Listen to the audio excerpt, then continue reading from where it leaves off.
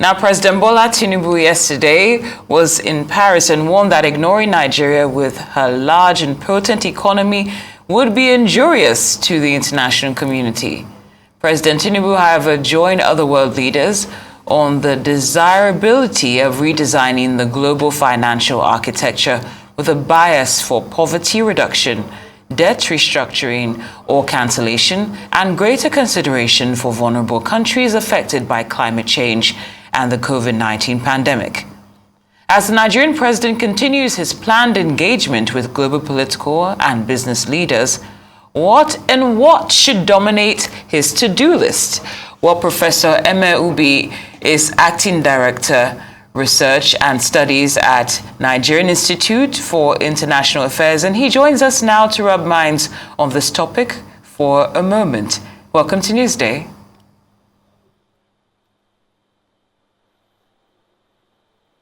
Good afternoon, Professor. Good afternoon. Good afternoon. Great. So President Tinubu warned that ignoring Nigeria with her large and potent economy would be perilous at best. Do you concur? Yeah, exceedingly. I think he's right, in that statement, ignoring Nigeria at this point in time, it's going to have great impact to many countries. First, you need to understand that Nigeria is a very big economy, in Africa. Our GDP, it's grown to, it's huge enough, and if you also look at our market, it's one of the biggest markets in Africa. I want us to understand that Nigeria is 1/4 of Africa's market and 3/4 of ECOWAS market. And so ignoring Nigeria, I think will have,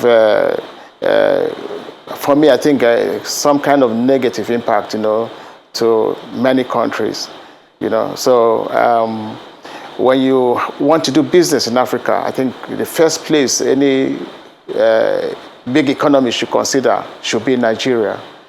So I think it's a country that you cannot ignore at all at this point in time. Permit me, before we get back into this subject, permit me to take you up on that.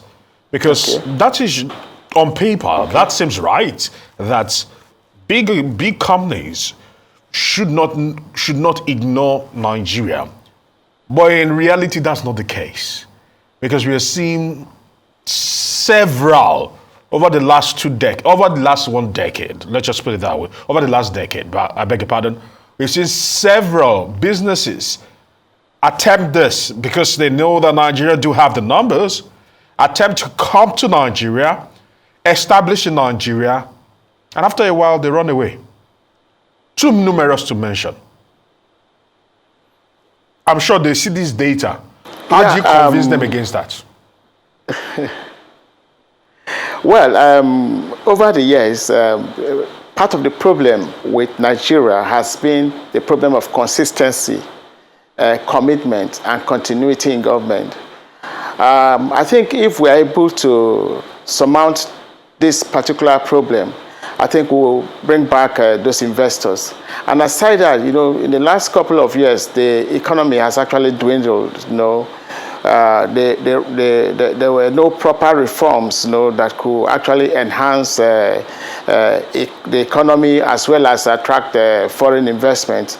And so, what the president has done, with this meeting is the fact that I think it has come to a point where we have to go back to public diplomacy and commercial diplomacy.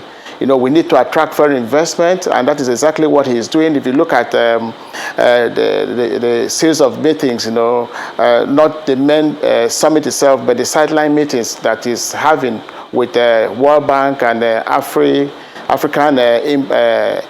Import and Export Bank, I think these are all part of the assurance he's giving to foreign investors, the assurance that he's giving to the developed economies that we are now ready for business. It's not the usual Nigeria that they all know, where policies, there are policies somersault, economic reforms that are not being put in place, proper economic reforms being put in place to attract investment. So this time around is not that usual, business as usual. That usual business that we have, we need more investors now.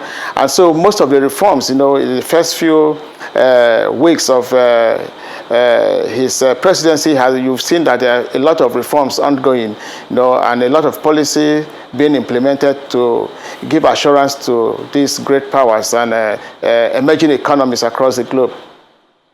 Noted, Professor Ubi. Now, of course, the summit is still, taking place. I'm just wondering, are there matters you think are urgent and worth addressing there, which have not necessarily been brought up by President Bola Tinubu, but are definitely significant? Well, from what we've seen, so far, I think he has touched on every aspect that we need to put forward, to these emerging economies, to these great powers and all the financial institutions and corporations and all that across the globe. So basically, I think the assurance I would want the president to give them is the fact that this time, there will be consistency in government, and there's also going to be commitments to whatever reforms that are being put in place. It's not, like I said, it's the usual thing we do. I think we are beginning to be serious. We cannot continue to have an economy that is dwindling. We need to build our economy. We need proper reforms. We need to build our institutions and all, and as well as the processes and structures to run these institutions, in such a way that it will give assurances to the international community to make sure they come back.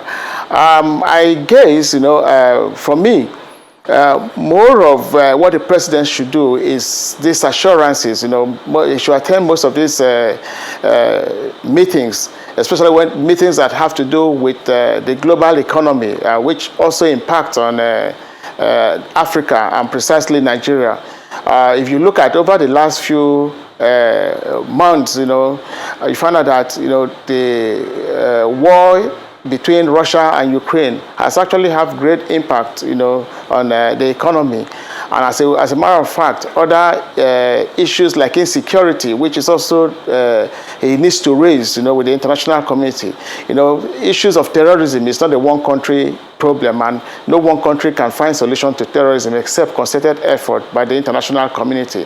And so we need this. We need the government to also lure our international partners to help us fight terrorism, insecurity, especially across the Sahel, which is becoming the hot spot right now in Africa and globally.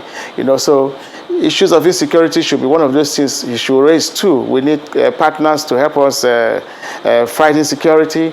Climate change issues is not a one country thing. It affects a whole lot of countries. It affects Africa, Europe, America, and Asia and all that. So it's something that we have to come together as a country. I mean, as under multilateralism to fight these global challenges. He raised issues of the COVID-19 pandemic. You find out that when COVID came, the whole world was shut down economically, and it affected a lot of economies. It affected the developing world much more than any other part of the world, and so these are areas that he needs to put forward, how to rebuild economy. So I'm glad he had a meeting with the World Bank president. The Afrobank is there, and I'm sure the IMF is going to have a meeting with the IMF president and all that. I think all these, will help to give solutions to part of the challenges that Nigeria is facing, part of the challenges that Africa is facing, and the developing world as a whole. Much more importantly is the debt I think we need debt forgiveness now. That is really what we need, because paying this debt, sustainability with the kind of economies we are having, is going to be very difficult. So we should be looking for debt relief like we've had once, and we should also seek for debt relief again and all that. So I think these are the issues, particularly those issues that is affecting Nigeria, impacting negatively on Nigeria, that he has to raise, with this international investors and the bigger or the strong countries, the developed countries, the emerging economies. I think this will also give solace to most of the problems and challenges that we are facing. All right, Professor Ubi, I would like to take you up on a very salient issue, which has to do with corruption and foreign direct investment and economic growth, so to speak. Okay. Because you and I know this, that's when the perception. Now, perception is different from reality sometimes. When the perception that there is, that probably the landscape in Nigeria is still extremely corrupt, it actually deters people. What would the president, what do you think he will be doing to ensure that he allays the fears of investors in terms of anti-corruption crusades, in terms of putting people's mind to rest that Nigeria is really open for business? When we talk about corruption often, it's the way we put it is as if it's a Nigerian problem only. Corruption is everywhere in the world. Many countries also having the problems of corruption. And like I said, I think the right policies will streamline and help to solve these problems of corruption. Over the years, a lot of government administrations have been fighting corruption. It's not something that could just go away like that, and it's not something that we expect a miracle to happen in Nigeria. It's a gradual process. We'll get there.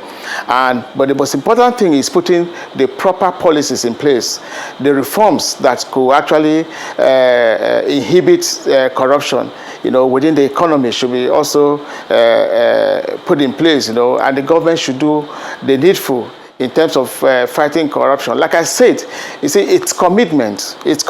And if the new administration and our president, assure the investors, assure our development partners that he is committed to fighting, well, let me use the word scorch. I think it will actually bring investors in. A lot of countries, the developed countries, will want to do business with us again. Don't forget, the most important thing I want us to understand is that you cannot afford to ignore Nigeria at this point. Irrespective of the odd. And another thing I also like to add is that you see sometimes you blame the citizens, Nigerians, for corruption. But you see, many a times, the investors themselves are involved in it. They're keen to it and all that. I think this is something that we really need to also look into.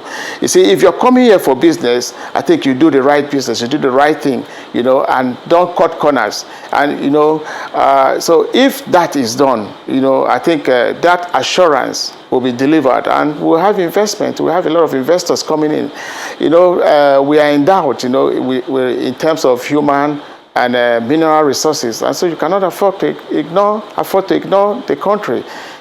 For me, it's a gradual process. You cannot eradicate corruption just the same way you cannot eradicate insecurity, especially when it has to do with terrorism, which is a scourge that a lot of countries are suffering from. These are things that you need concerted effort. It's not a Nigerian only fight. It's even the companies themselves, the investors themselves need to key into the president's vision and mission for the country. Professor, the French President Emmanuel Macron, he stated that the summit would focus on drawing up a new financial order that would scale up finances and support developing countries in various areas like energy transition, to mention a few. I'm just wondering what you would like to see at the top of this new financial order in terms of what would favor Nigeria. Well, a new global financial order, is what we need at this time. Don't forget that at the time, most of the financial institutions were established. Many African countries had not even gotten independent. And so we have to also remember that we were integrated into a world system or an economic system that we're not part of, in terms of design, in terms of its creation. And so right now, we actually need a new global financial system, that will take cognizance of the issues of the developing countries, issues of poverty, issues of underdevelopment, and all that. So I think it is coming at the nick of time. Taking into consideration the problems and challenges that is going on globally. Now, with regards to energy, you find out that the crisis in Eastern or Central Europe, it's impacting so much on the globe, especially the Europeans. They are suffering it, because of the war between Russia and Ukraine, and now we need other sources of energy. And if you've been following the news over the last few months, you find out that there had been a series of meetings, between the European Union delegations, and a lot of there have been meetings, in Nigeria with different establishments. They've been trying to meet them, trying to look at other sources of energy, maybe Nigeria as one source, of energy, especially gas and all that. And, and we need them, because we also need to build our gas industry. We don't have to depend mostly on crude oil like we do. I think we need to diversify into the gas industry. But particularly, I think we need to also build our solar energy and all that. So we need the Europeans to come in.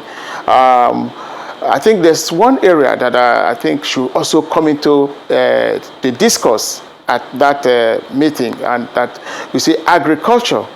It's one area that we have totally overlooked, and an area that will employ more people, an area that All right, Prof, build, I want to say thank you for your time. To the GDP growth of the economy. Here on Newsday, we want to say, unfortunately, we're out of time, but we want to say thank you very much for your contribution here on Newsday.